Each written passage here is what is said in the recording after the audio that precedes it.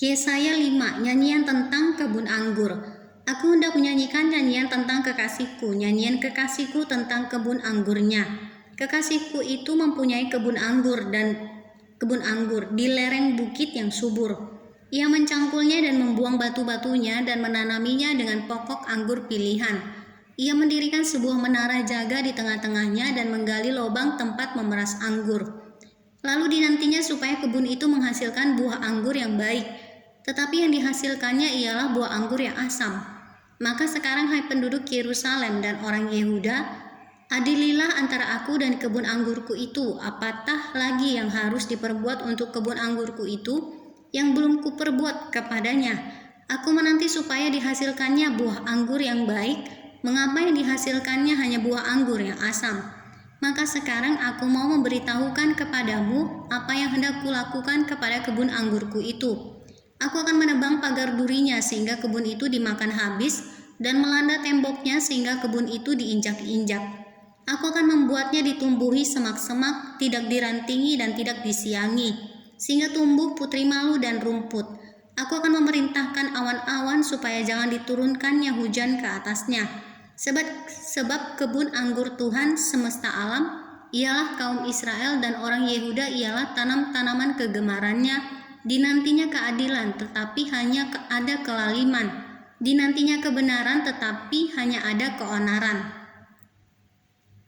Peringatan tentang pelbagai keburukan. Celakalah mereka yang menyerobot rumah demi rumah dan mencekau ladang demi ladang, sehingga tidak ada lagi tempat bagi orang lain dan hanya kamu sendiri yang tinggal di dalam negeri.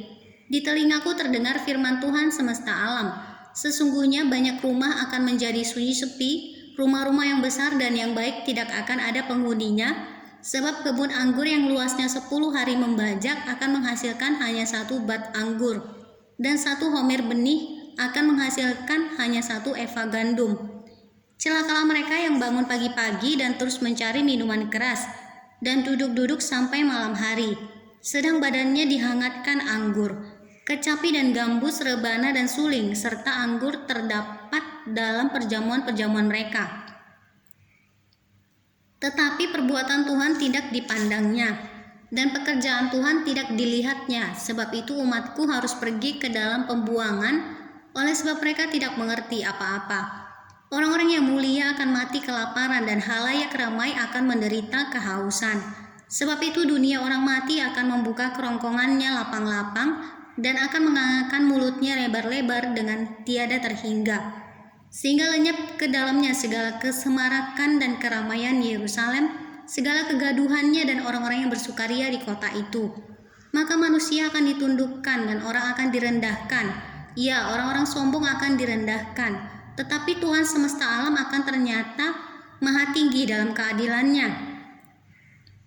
Dan Allah yang maha kudus akan menyatakan kekudusannya dalam kebenarannya. Maka domba-domba akan makan rumput di situ seperti di padangnya sendiri. Dan kambing-kambing akan mencari makan dalam reruntuhan gedung-gedung orang kaya. Celakalah mereka yang memancing kesalahan dengan tali kedustaan dan dosa seperti dengan tali gerobak yang berkata, baiklah Allah lekas-lekas dan cepat-cepat melakukan tindakannya, supaya kita lihat, dan baiklah keputusan yang maha kudus Allah Israel datang mendekat supaya kita tahu. Celakalah mereka yang menyebutkan kejahatan itu baik dan kebaikan itu jahat, yang mengubah kegelapan menjadi terang dan terang menjadi kegelapan, yang mengubah pahit menjadi manis dan manis menjadi pahit. Celakalah mereka yang memandang dirinya bijaksana, yang menganggap dirinya pintar. Celakalah mereka yang menjadi jago minum dan juara dalam mencampur minuman keras, yang membenarkan orang fasik karena suap dan yang memungkiri hak orang benar. Sebab itu seperti lidah api memakan jerami dan seperti rumput kering habis lenyap dalam nyala api. Demikianlah akar-akar mereka akan menjadi busuk dan kuntumnya akan berterbangan seperti abu. Oleh karena mereka telah menolak pengajaran Tuhan semesta alam dan menista firman yang maha kudus Allah Israel. Bangsa asing sebagai alat murka Tuhan. Sebab itu bangkitlah murka Tuhan terhadap umatnya, diacungkannya tangannya terhadap mereka dan dipukulnya mereka.